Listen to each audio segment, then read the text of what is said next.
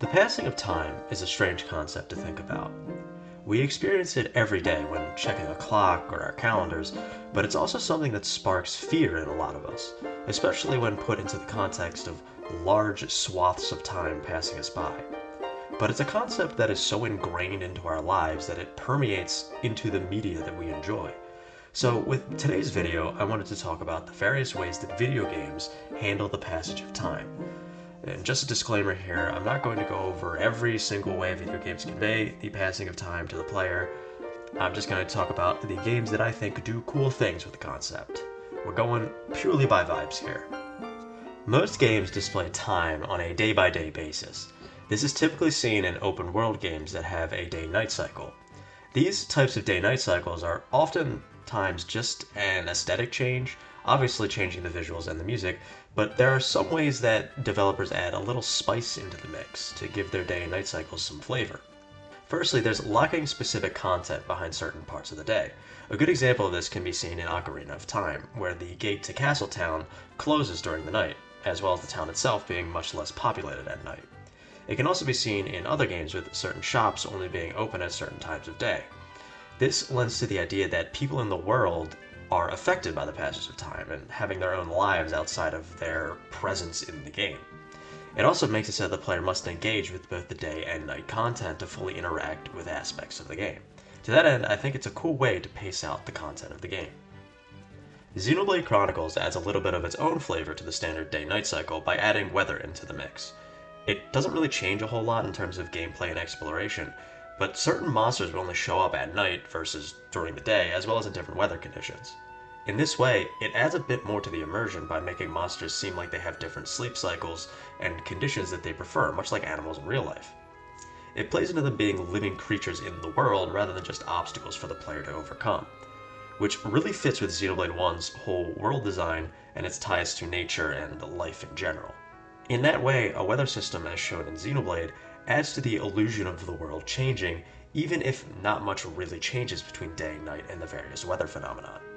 Breath of the Wild also uses a weather system, which, while it may affect some monster habitats, really shines with how it interacts with the game's physics and chemistry systems. Everyone who has played Breath of the Wild has interacted with these systems before, such as rain making Link slip on surfaces when trying to climb, or metallic objects attracting lightning during thunderstorms.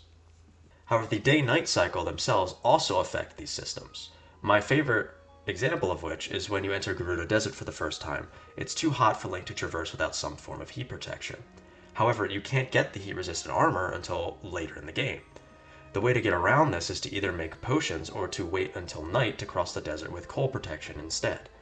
It's just a cool way to display the game's focus on creative thinking. I also love that mission where you have to take a block of ice across the desert and have to use the shade to prevent it from melting faster. This differs from Xenoblade's weather system by actively being an obstacle for the player to overcome, which in turn adds to the whole idea of the wild being something to respect within the game, which is a key theme for Breath of the Wild. Another way developers spice up the day-night cycles in their games is by giving their NPCs schedules to follow. We can see this in Breath of the Wild again, but we can see it more notably in Breath of the Wild's predecessor, Majora's Mask, which was a game that popularized this idea. Majora's Mask also has the whole time loop with the 3-day cycles, but we'll get into that later. The residents of Clocktown all have schedules throughout the 3-day cycle, and many of the game's side quests rely on you learning their schedules in order to meet them in the appropriate areas at the appropriate times. In this way, it makes the NPCs feel more like actual people with lives of their own, much more so than the standard day-night cycle we talked about with Ocarina of Time. Majora's Mask also uses these schedules to show the increasing paranoia of the townsfolk as the end of the world grows ever closer. Majora's Mask is just really good with displaying these feelings of paranoia. Skyrim also uses day-night cycles with NPC schedules. However, unlike Majora's Mask, which is restricted to a 3-day cycle, Skyrim has a whole calendar system with days and months. Granted, not a whole lot is different depending on the month, but there are times where NPC schedules are dictated by which day of the week it currently is in-game. This rarely interacts with the main story, but there are certain quests where characters will be in certain places on specific days. A good example being that one Dark Brotherhood quest where you have to follow a certain character's schedule to find them out on the roads. Sure, quests like this are few and far between, but even just the illusion that larger swaths of time could pass during your standard 400 hours of play makes the adventure in Skyrim just feel that much longer. Another game series that uses a calendar system, although in a different way, is Persona. Starting from Persona 3, the games use a day-by-day calendar system that spans about roughly a year in time. The point being to manage your time between doing things expected of a typical teenager, like getting a part-time job, which earns you money and raises your social stats, or hanging out with friends, which strengthens your social links to net you more powerful personas. All while also spending time doing the typical JRPG stuff like killing monsters, dungeon crawling, and leveling up. Now, I know a lot of older Persona fans aren't a big fan of the calendar system, but I personally really love it. I think it's structured in a way that gets the player more attached to the characters and the town itself, making your time spent during that year feel much more valuable. Shifting gears slightly, I also want to mention the idea of time loops. Time loops are an interesting concept for this topic as they seem antithetical to the points I've been making. However, the passage of time can still be used as a tool to enhance a good time loop. Two examples being the aforementioned Majora's Mask as well as Deathloop. Majora's Mask uses a 3-day cycle, as I mentioned before, with the end goal being to stop the Skull Kid from pulling the creepiest moon ever conceived down and destroying everything. To this effect, Link has to use the ability of the Ocarina of Time to manipulate the flow of time throughout the 3-day cycle, in order to do everything that needs to be done in order to save Termina. As I mentioned before, characters have schedules, which means that time management is a lot more important throughout the loop. Sure, you can manipulate the flow of time by either speeding up time, slowing it down, or returning to the beginning of the loop, but it is much more efficient to learn the NPC schedules and plan out certain things so that you don't have to keep going back when you make a mistake, especially in the longer quest lines like the famous Anjun Cafe quest. Deathloop also uses the passage of time to enhance its loop system as well. Deathloop is a roguelite FPS where you are trapped on an island that repeats the same day over and over again. The main goal of the game is to kill all of the head bad guys in a single day to break the loop. The only issue is that there are way more targets than times of day. So the point of the game is to keep playing the loop to gather information on how to maneuver the targets into the right positions and complete what is referred to as the perfect loop. In this way, the passage of time is not only a benefit but a necessity to the structure of the game, as it would not have the same barriers for the player to overcome without their time being limited. Lastly, I want to talk about what prompted me to make this video, and bear with me for a moment because this might take a little bit to explain. You see, I have this core memory from when I was a kid. I was playing Jackpot with a bunch of other kids in the neighborhood, and if you don't know what Jackpot is or if it has other names in other regions, it's a game where one person stands far away from a group and throws a ball into the air at said group after naming a number of points that the ball is worth. Everyone then begins to scramble to catch the ball in order to get those points. However, those points don't really matter because the real intense moment of the game is when the person throwing the ball just yells, "Jackpot!" at the top of their lungs and hurls the ball as high as they can.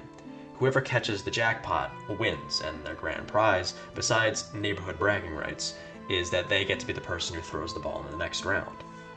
Anyway, when we were playing this game on this occasion, it was a really fun day, one that I didn't want to end. As we laid down on the cool grass in the late summer afternoon, I remember looking up at the sky and watching the puffy white clouds meander about one of the bluest skies I've ever seen in my life. And it was in that moment that I fully became aware of time passing. Not in the everyday sense of the day ending or dinner approaching, but in the greater scheme of things. I started to realize that summer was ending, and not just that, but I also realized that my time as a kid playing around like I was going to end at some point. I saw it happen with some of the older kids after all. I know it's a weird thing for a kid to think about, but in that moment I did. And it made me sad, but also kind of hopeful for the future. So with this last section of the video, I want to mention some games that evoke that same sad but hopeful feeling in me with their use of the passage of time. And for both of these examples, the games mentioned use time more in a narrative sense than in gameplay. The two examples that hit me with this feeling the most are Assassin's Creed 4 Black Flag and the Trails series. Black Flag nails the passage of time with its narrative. Sure, the other Assassin's Creed games are also good with this, especially the earlier ones that are structured around memory segments of the main characters, but I think AC4 is just leaps and bounds ahead of them in this regard. The game takes place during the golden age of piracy, and we as the player get to see the peak and the fall of this age in a microcosm. We see the heights of the golden age of piracy through the eyes of Edward, as well as the joy of those halcyon days dissipate like a morning mist. And I think this idea is enhanced due to the writing of Black Flag. Firstly, the story itself is just phenomenal, and it does a great job of showing the highs and lows of the various characters within the age. The other aspect is just how amazing of a character Edward is. His development from ambitious privateer to greedy and arrogant pirate captain to humble family man who just wants to make amends is beautiful. And I think it is Edward's journey in tandem with the rise and fall of the other pirates that really sells the idea of the passage of time. So much time feels like it passes from the beginning of the game to the end, even if the game itself isn't all that long in the grand scheme of things. And that ending is just a beautiful finale to this whole idea. Trails as a series also evokes this feeling in me. It's not so much in the game-by-game progression, or heck, even just between the arcs, but the passage of time is really felt as you go along in the series. Sure, only 7 in-game years have passed since the start of the series, but the rapid advancement of technology and the ever-turbulent changes in society make the passage of time feel much more drastic. It is in this regard that I feel almost nostalgic for the level of technology in the games that comprise the quote-unquote first half of the series. This feeling really hit me when I played Trails to Daybreak for the first time this year. The game starts off in Eryth, the capital of Calvert, which serves as your hub town in this game, much like Trista in Cold Steel 1 and Leaves in Cold Steel 2. Eryth is initially presented with this film noir Maltese Falcon type vibe, with Van playing the role of what is effectively an experienced private eye, with an office tucked away in the dingy back alleys. However, shortly after these intro scenes, and when you get into the more busy streets of the city, you realize just how far the technology has advanced. Going from what is essentially late 19th, early 20th century level of technology in the earlier games to almost a modern day is astounding. Things like movies, video advertisements on buildings, internet cafes, and even infrastructure built around cars. It just really nailed home for me just how much Zemuria has changed. It is because of this that, while I do love seeing this constant progression in the series for all the great plot elements and amazing world building it brings, I also can't help but feel a little sad about it.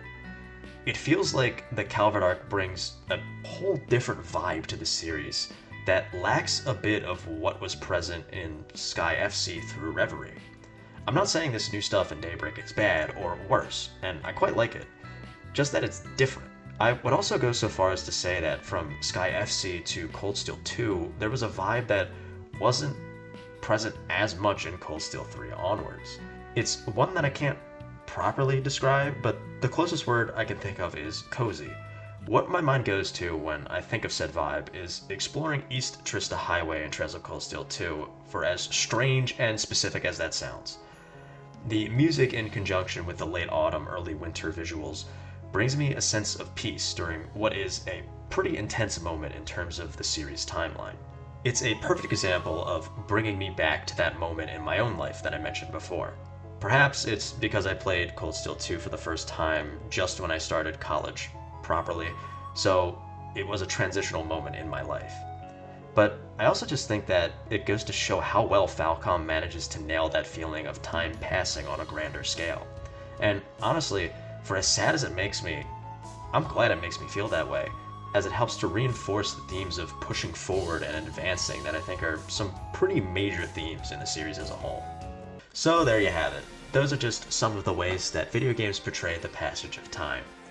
This video might seem like it lacks focus, but it's a topic that I wanted to talk about for a long time, despite lacking the words for it. So I hope my rambling was at least somewhat entertaining. Thank you so much for watching, and please let me know what some of your favorite examples of video games portraying the passage of time are in the comments down below.